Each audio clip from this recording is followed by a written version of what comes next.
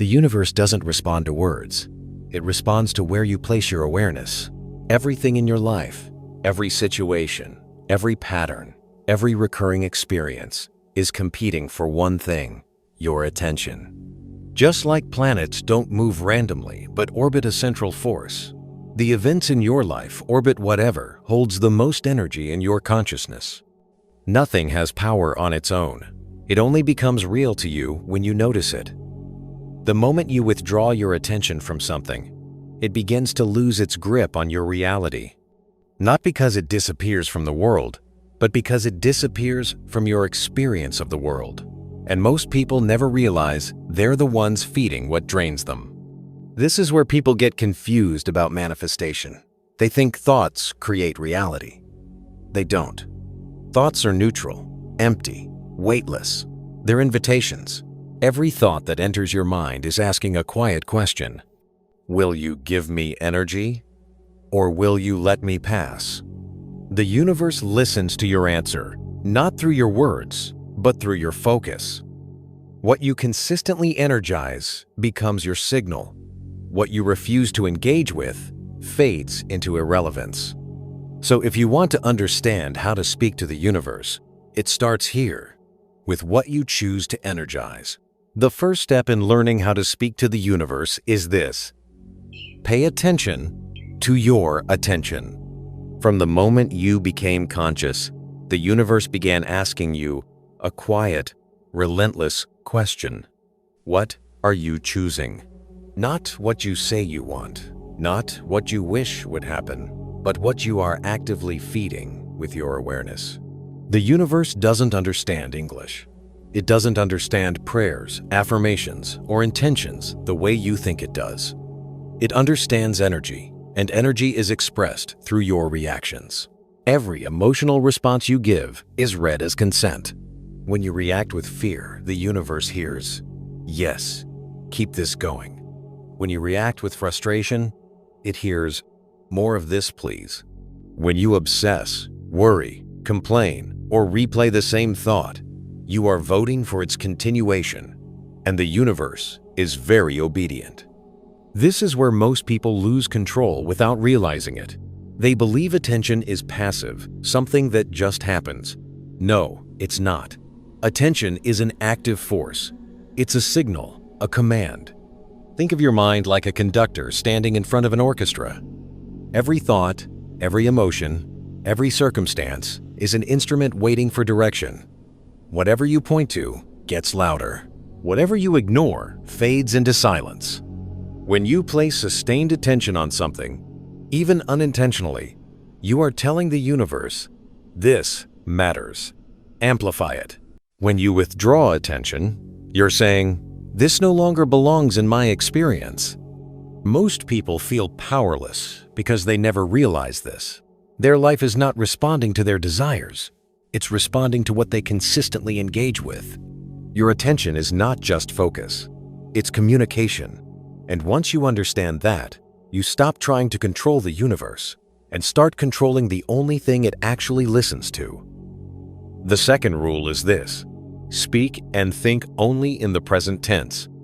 You see, the universe doesn't operate in someday. It doesn't respond to later. It only responds to now.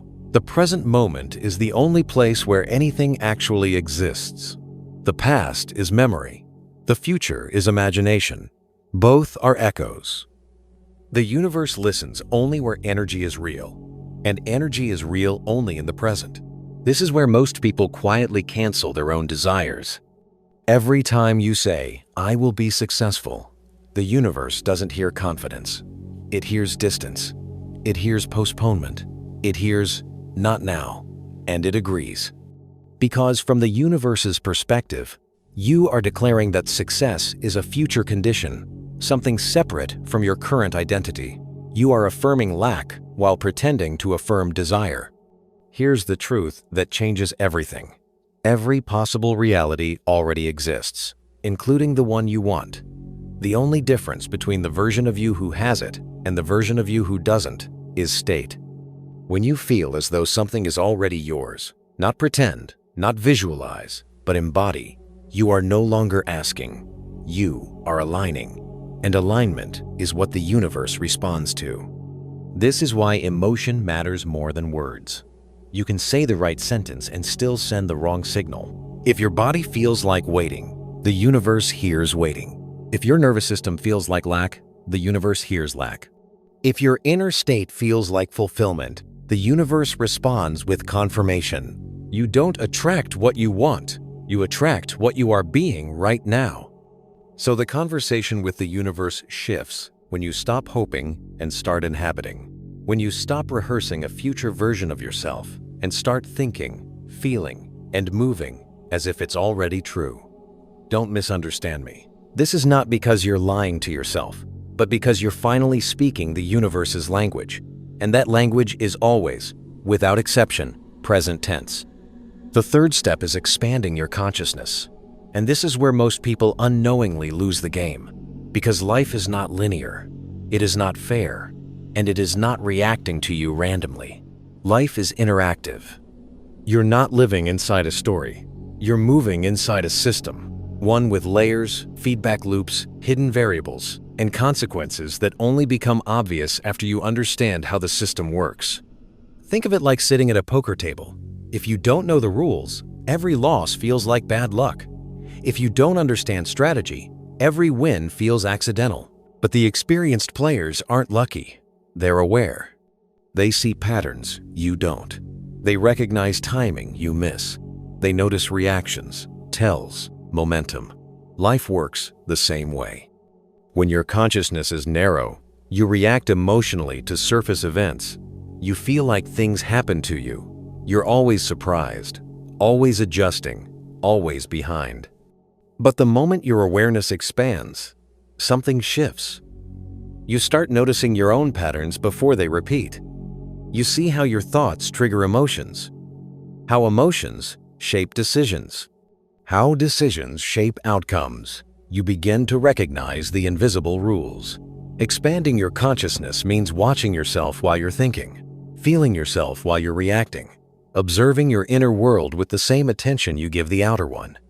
That's when you stop being a pawn, because awareness is leverage.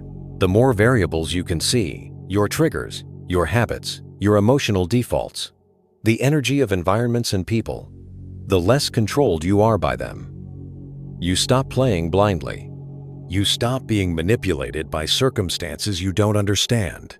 This is the difference between someone who feels life is happening to them and someone who knows they are actively participating in its creation. Expanded consciousness doesn't make life easy. It makes it intelligible. And once you understand the game, you stop reacting emotionally to every move and start responding deliberately. That's when you gain real control. Not over the universe, but over how you move within it. The fourth step is learning how to listen to your guidance system. The universe isn't speaking to you in sentences. It's speaking to you in signals. Thoughts lie. Words confuse. Logic can rationalize almost anything. But your internal guidance system doesn't argue. It responds. Instantly, quietly, physically. Your feelings are not random. They are feedback. When something feels expansive, calm, clear, or quietly right, that's resonance. When something feels heavy, tense, contracted, or draining, that's misalignment. This is how the universe communicates direction. Most people ignore this system because the ego is louder. The ego promises pleasure, validation, urgency. It pushes you toward what looks good, not what is aligned. And it's convincing because it speaks in thoughts.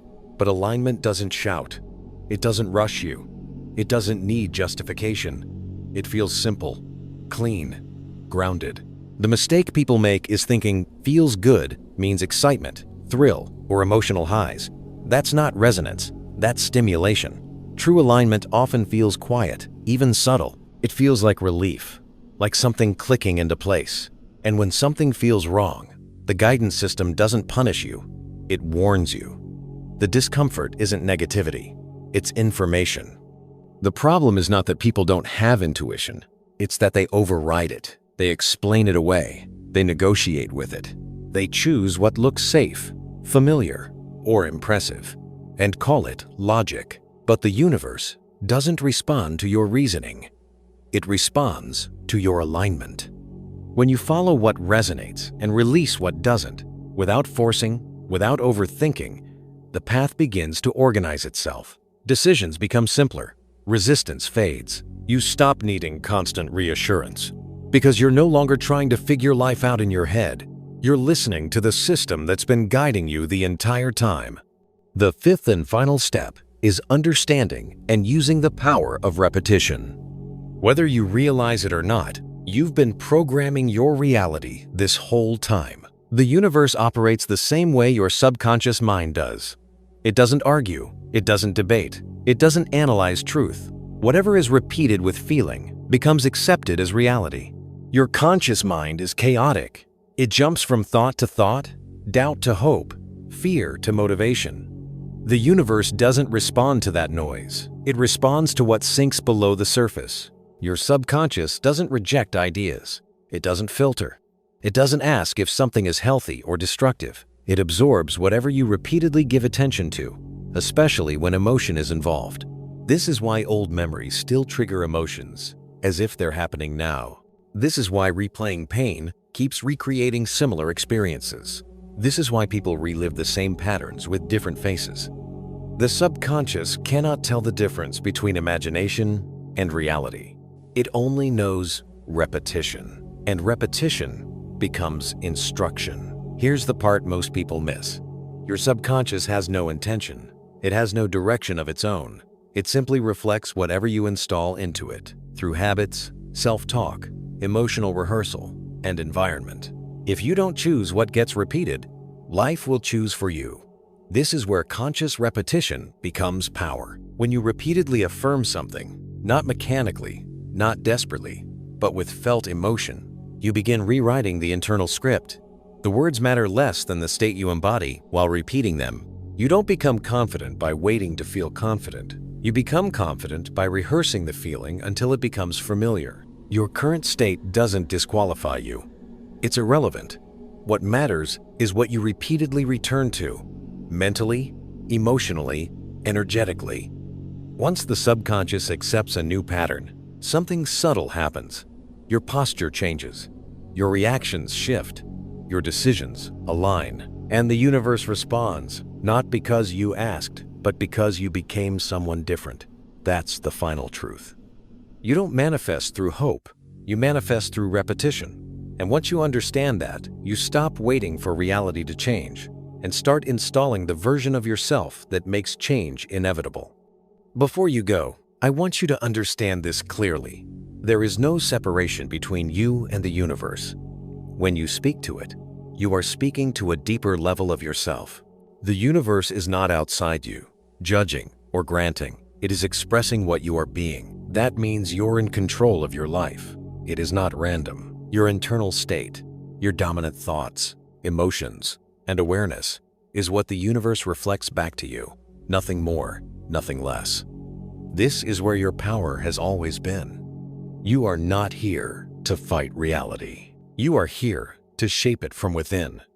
When you take responsibility for your inner world, when you observe it, cleanse it, and bring it into alignment, the external world follows naturally, not through force, through resonance. Your reality is not something happening to you. It is something moving through you. And once you understand that, you stop searching outward for permission, answers, or signs. Because you realize you are the source, you are the signal, and you are the one holding the brush. What you become conscious of is what the universe paints.